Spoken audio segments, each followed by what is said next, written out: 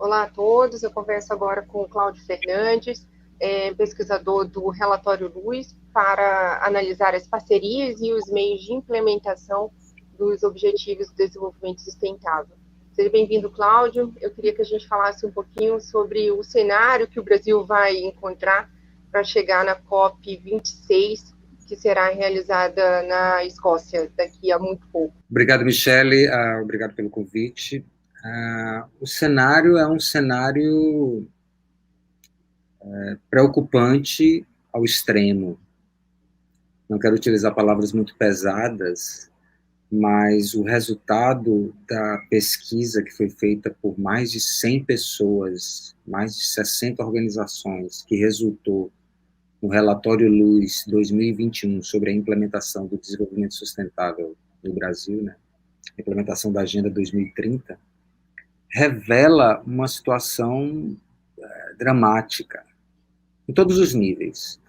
No pilar social, no pilar ambiental, principalmente, e no pilar econômico, que é causa e consequência, criando um ciclo vicioso de retrocesso, né, em todas as áreas. Mais especificamente sobre a área ambiental, nós tivemos de 2019 a 2020, e com a continuidade de 2020 a 2021, um crescimento assustador de desmatamento na região da Amazônia, mas não só na região da Amazônia, porque normalmente a região da Amazônia chama mais atenção, né? Pulmão do mundo, entre aspas, né? A última grande reserva equatorial do mundo, etc. e tal. Mas a biodiversidade brasileira, né, os biomas brasileiros extremamente ricos, todos estão sendo devastados. Então, o cerrado devastado, sendo queimado, cada vez mais para abrir e expandir a fronteira da soja. A soja é um produto de monocultura agrícola para exportação. Aí você ligou aqui o ambiental com a economia, né? Então, para a exportação da soja, a nossa maior pauta de exportação do Brasil é a soja in natura. O que significa? É a soja plantada, colhida, ensacada e enviada. Não tem beneficiamento da soja.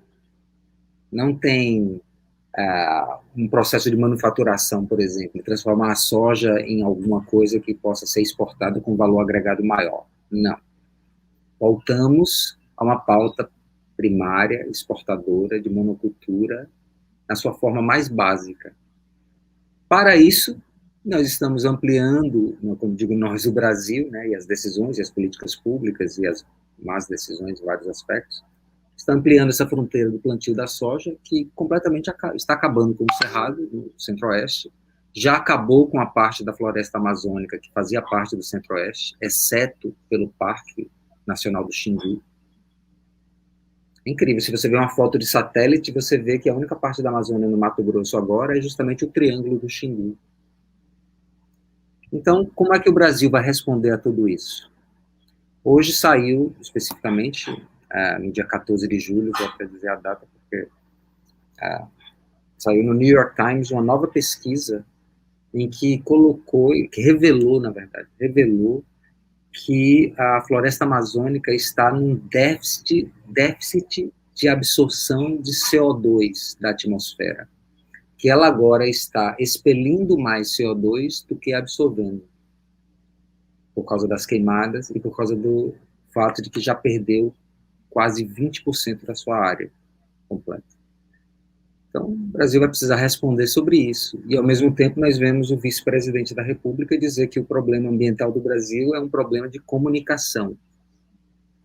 Essas pessoas estão vivendo em outro planeta, porque a realidade é, as queimadas estão aí e a floresta está desaparecendo e os biomas estão sendo comprometidos, e com isso vai a biodiversidade e com isso vai toda a dinâmica incrível e natural que o país oferece.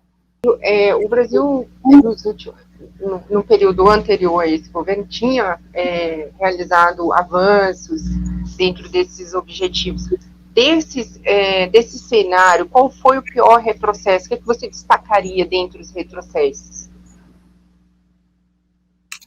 Michele, é muito interessante. Eu, sendo economista, a tendência, às vezes, é pensar que o pensamento ele está na frente da ação.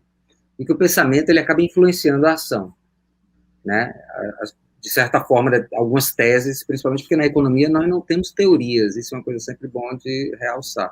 Nós temos teses, e a realidade está constantemente provando teses da economia erradas. Né? Então, nós estamos sempre pesquisando. Nós estamos sempre especulando numa realidade. Exato. E que é justamente uma postura, por exemplo, você tem a economia baseada nos dados concretos, nas evidências, né, no passado recente, passado antigo, passado histórico, séries históricas, que é uma coisa muito mais sólida, e você tem uma outra parte da economia que justamente é a que domina mais os noticiários, que é a parte da economia especulativa, baseada em bola de cristal e, como se chama em inglês, voodoo economics, ou seja, como se fosse uma coisa assim, fantasmagórica. Mas, felizmente, a ciência econômica ainda tem vários praticantes que são sérios e sérias, né? Principalmente hoje em dia, na verdade, as mulheres, eu tenho que realçar isso, que as mulheres economistas estão na vanguarda do pensamento econômico, não só no Brasil, como no mundo inteiro, neste momento, o que é fantástico, renovador, de todas as formas. Né? Mas aí o que acontece em relação a quando o Brasil começa a desviar, foi justamente quando voltou dentro do pensamento das pessoas que estavam no governo, e isso não é recente, isso já tem um tempo, já são 7 anos disso, mas quando voltou um desenvolvimentismo a todo custo.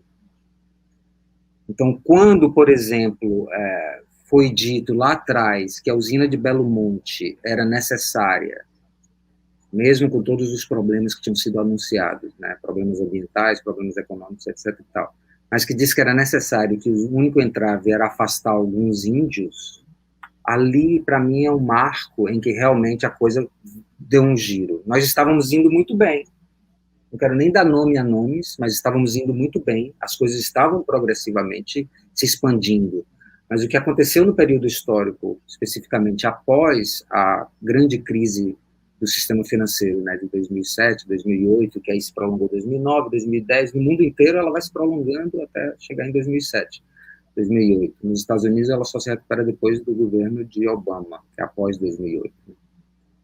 E mesmo assim no final do governo, já perto de 2016. E o Brasil, claro, encarou primeiro como se fosse uma coisa não muito assustadora, mas o que não foi muito responsável, porque na verdade nós somos uma economia periférica, mas que estamos diretamente atrelados ao sistema financeiro mundial e ao fluxo de capital do mundo. Então, tudo afeta o Brasil, principalmente porque nós dependemos muito de investimento estrangeiro direto no país. Nós temos as nossas maiores empresas do país, elas são empresas transnacionais, multinacionais, não são empresas necessariamente brasileiras, mas operam aqui. Né? Vários dos recursos que estão na Bolsa de Valores, por exemplo, que movimenta o sistema financeiro brasileiro, em torno de 35% é internacional. Então, nós temos uma dependência muito grande do capital financeiro internacional. Só que essa dependência acabou se transformando, e aí é o momento em que, para mim, é o que realmente virou, ela acabou se transformando em subserviência.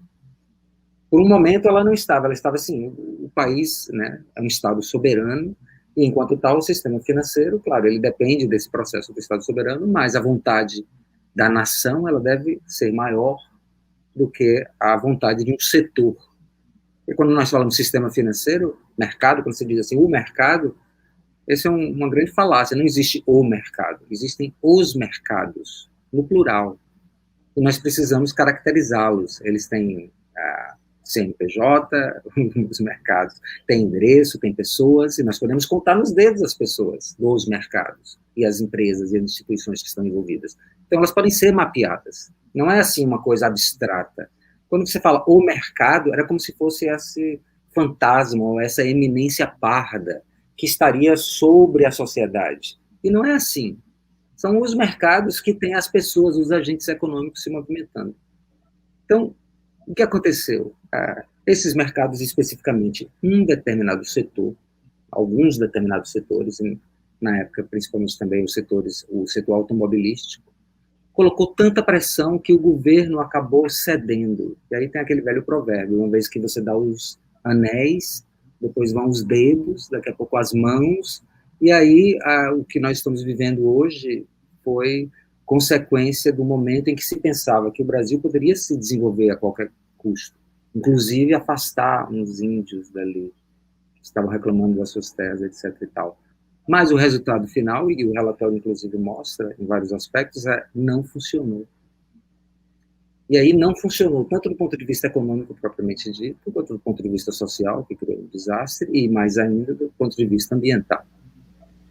E dentre os encaminhamentos que vocês produziram, desculpa a interrupção, quais seriam esses encaminhamentos que poderiam nos ajudar a voltar para uma retomada econômica com participação social, equidade de gênero, ou seja, dentro dos nossos objetivos aí para uma sociedade progressista, de bem-estar. Sim, uma sociedade produtiva, né?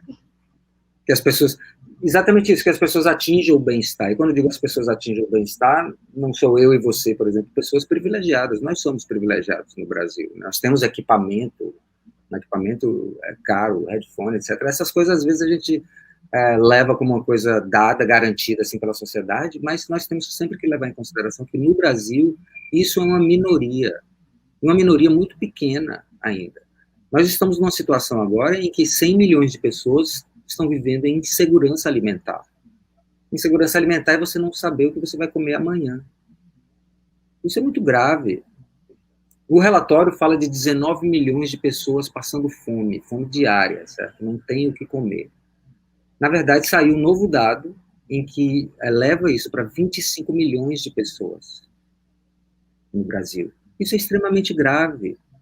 E aí eu gosto de chamar a atenção que, ao mesmo tempo, isso não é uma novidade.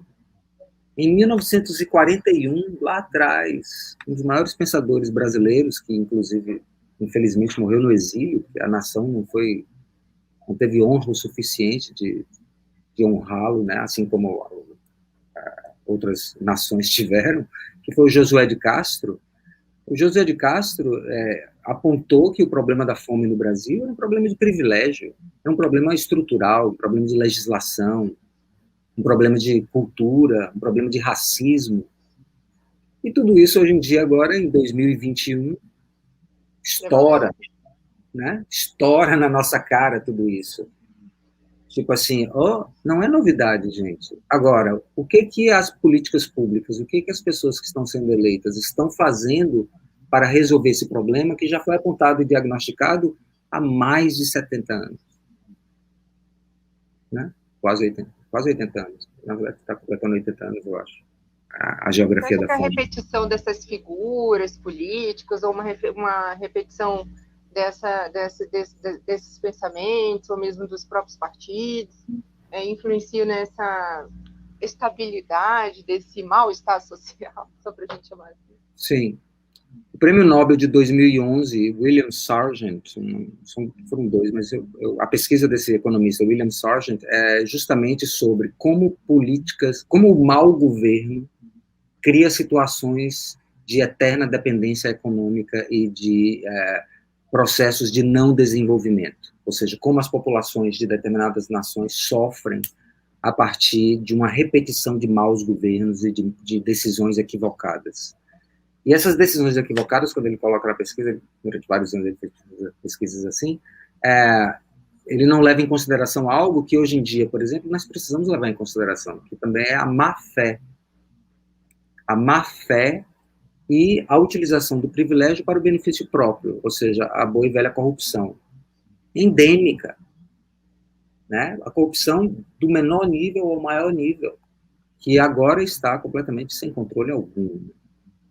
Tivemos o início de um processo de que talvez seria algo civilizado dentro da questão judicial, tornou-se aquela lambança louca que nos envergonha muito, porque você não pode lidar com corrupção de uma forma corrupta. Então, né, se transforma se chama um oxímoron, que é uma contradição em termos, você lidar com um tema. Mas, ao mesmo tempo, nós precisamos também encarar isso no Brasil. Nós precisamos encarar de todas as formas, em todas as instâncias.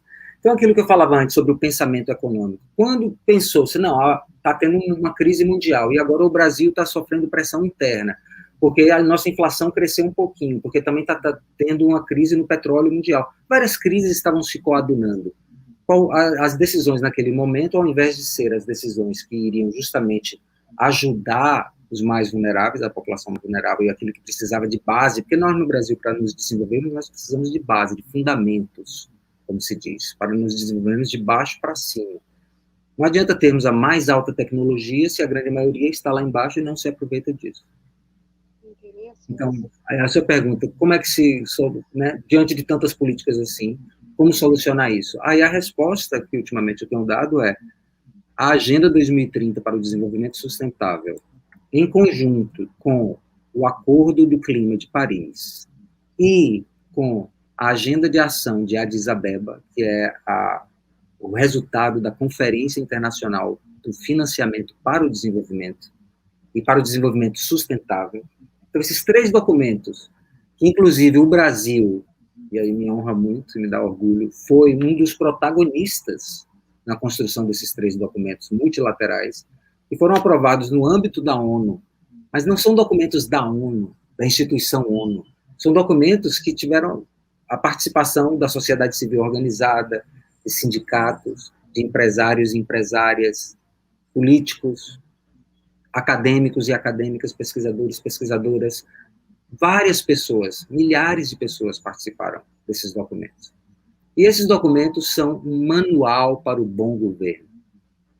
Então, o que nós estamos tentando agora, e por isso fazemos o relatório Luz, é um bom governo começa, em primeiro lugar, com um bom monitoramento. Porque governar não é uma coisa privada, pessoal, certo? Claro que a democracia das eleições e a chamada democracia do espetáculo depende muito disso, né? O problema é da comunicação, então vou mentir, porque mentindo eu consigo ser eleito. Tá, aí você é eleito em cima da mentira, depois não consegue realizar o que você prometeu, na grande maioria das vezes, e aí você acaba caindo, e aí vai, mas aí você consegue ser eleito depois porque você conseguiu fazer vários conchavos, etc e tal. Esse é o velho chamado velho fisiologismo, né, da política brasileira. E não é só brasileira, América Latina, vários países têm isso. No entanto, dentro desse processo, se você fizer um bom governo, provavelmente você vai decolar. Várias pessoas acabam decolando com isso. E não só isso, o lugar, o seu território, e aqui eu estou falando de bom governo, não estou falando só de governo nacional, estou falando de governo municipal, estou falando de gestores, gestões, governança, estamos falando de governança. Governança democrática, governança que escuta o outro, porque é para isso que serve monitorar. Quando você coloca indicadores e você começa a monitorar, você mesmo, digamos, eu instituí uma determinada política, e nessa política tem monitoramento e indicadores. Após um ano, por exemplo, de implementação dessa política, o meu monitoramento e o monitoramento da equipe que está, né, me acompanhando nesse processo indica que aquela política não está funcionando.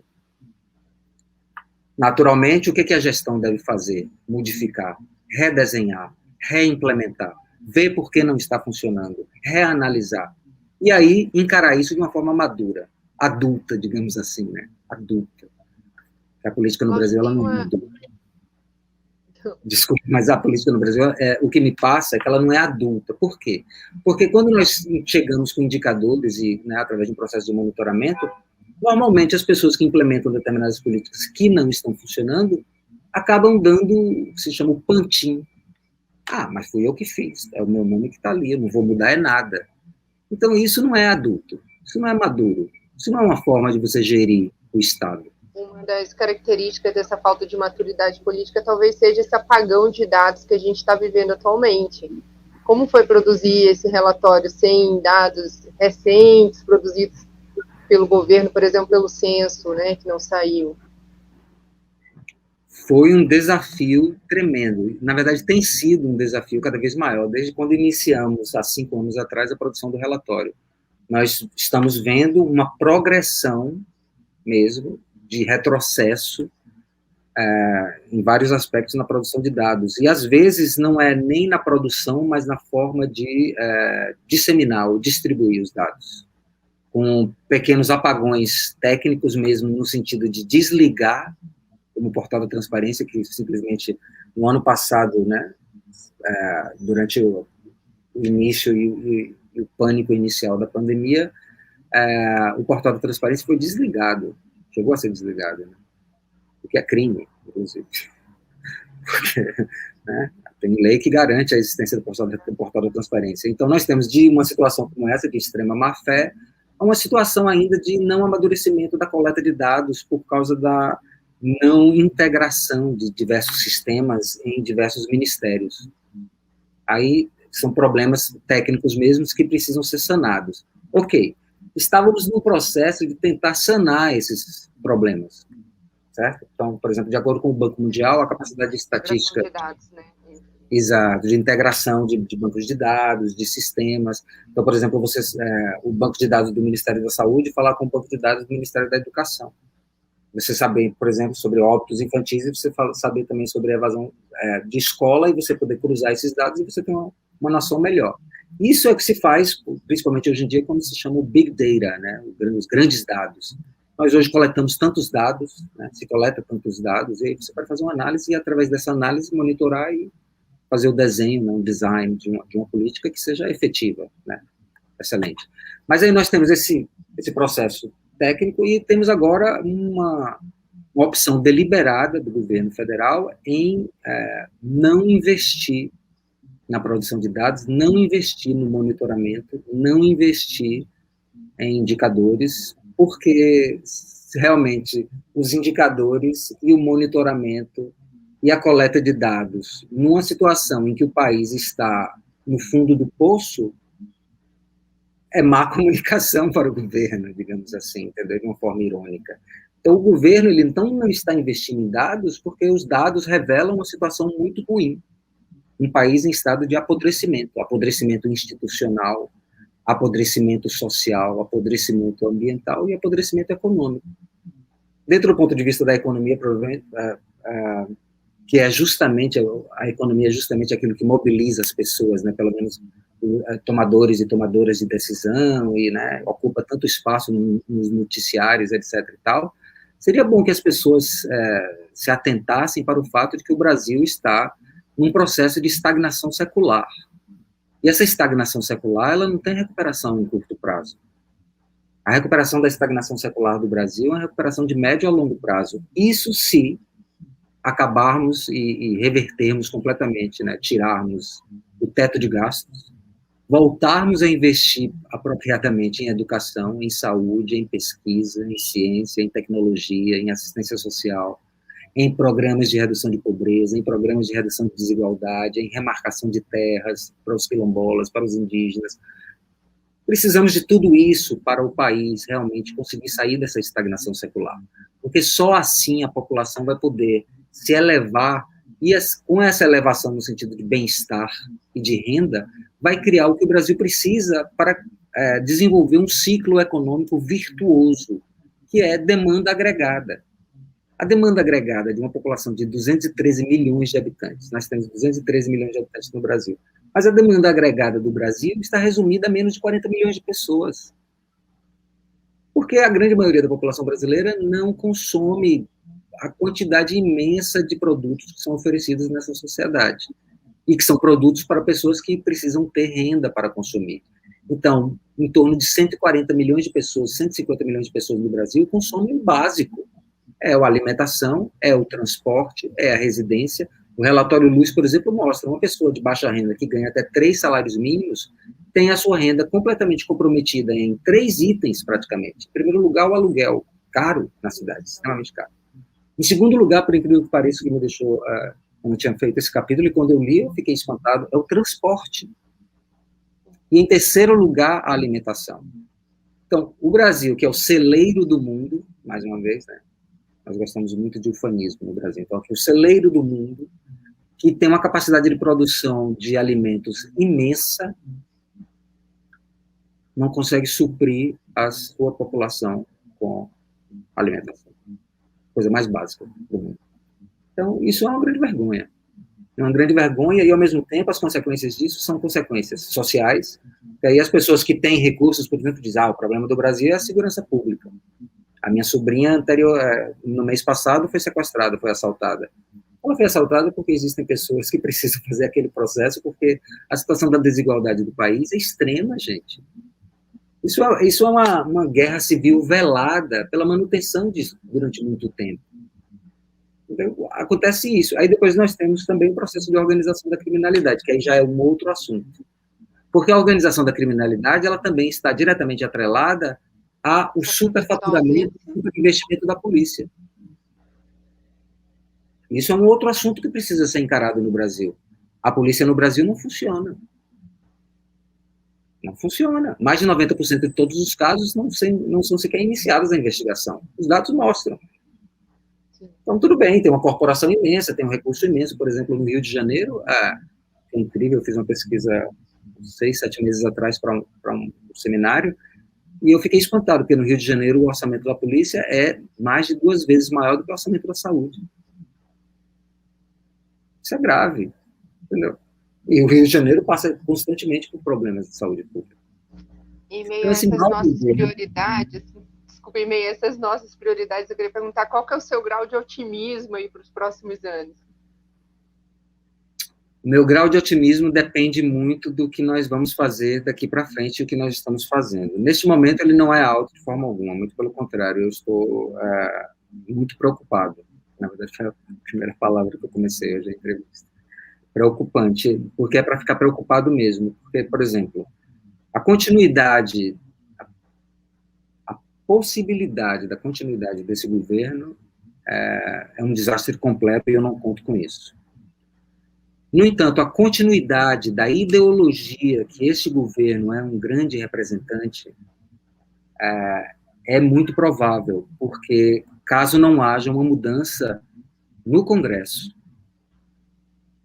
E o nosso sistema político-eleitoral, ele beneficia a concentração de poder, a repetição e a reeleição de pessoas que já estão no poder, e também beneficia a não representatividade democrática. Uma pessoa, por exemplo, que é eleita com vários votos no estado de São Paulo, né, com muitos votos, campeões de votos, etc. Por incrível que pareça, tem uma representatividade ainda muito baixa, 2%, 3% da população, porque é uma população em geral, do estado inteiro. Então, o que é que nós precisamos? Nós precisamos de uma reforma política. Infelizmente, ela não veio. Eu acreditei tanto que ela viria na primeira década deste ano, mas ela não veio.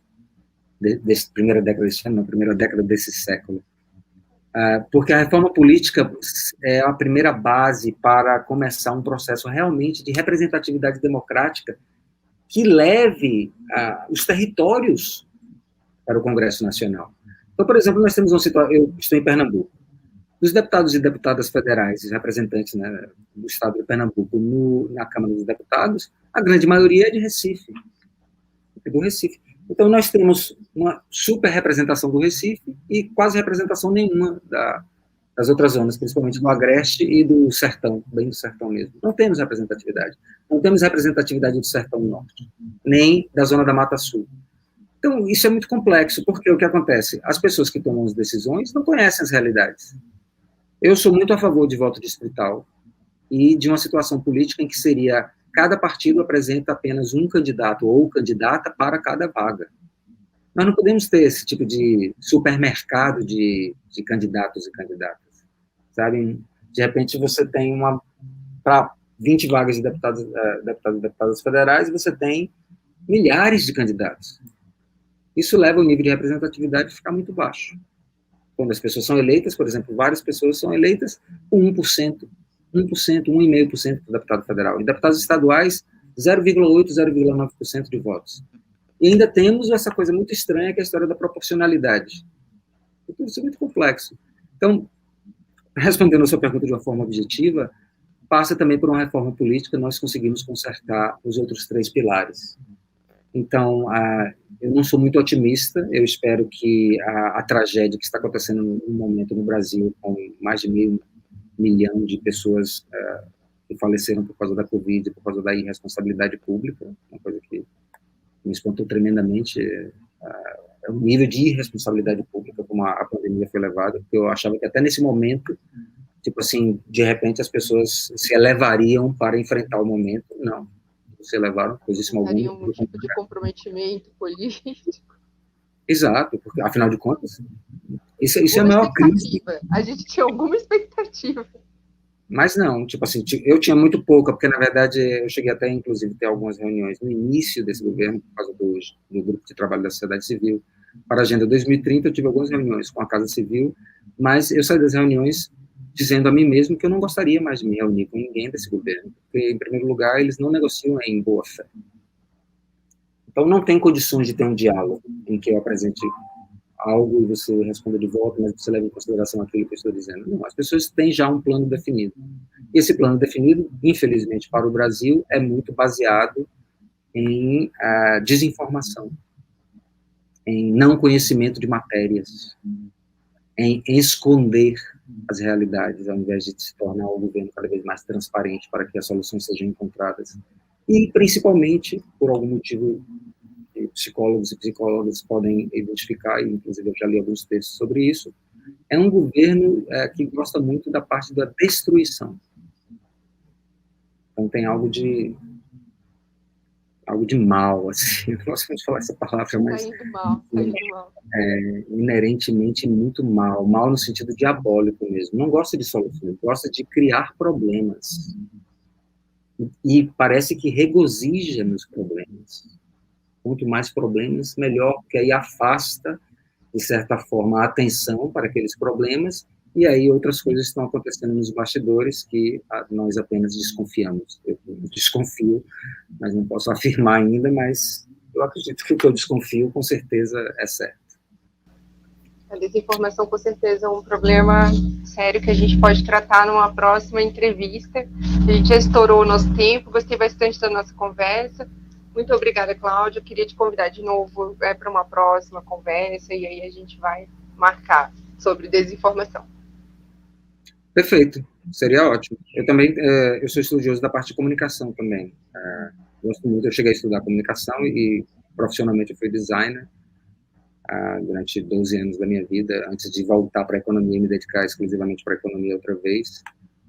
Mas, ultimamente, eu tenho desenvolvido justamente estudos na área de semioeconomia, que é de semiótica e economia, que é justamente isso. Como a comunicação nos condiciona para tomarmos decisões econômicas. E, ao mesmo tempo, colocar em xeque aquela velha tese de que as pessoas tomam decisões econômicas baseadas em motivos racionais. Então, isso já está há muito tempo abandonado, precisamos renovar, mas criar novas teses sobre como isso pode produzir. Vamos falar brevemente. Obrigada pela entrevista, querido. Até mais. Muito obrigado, Michele.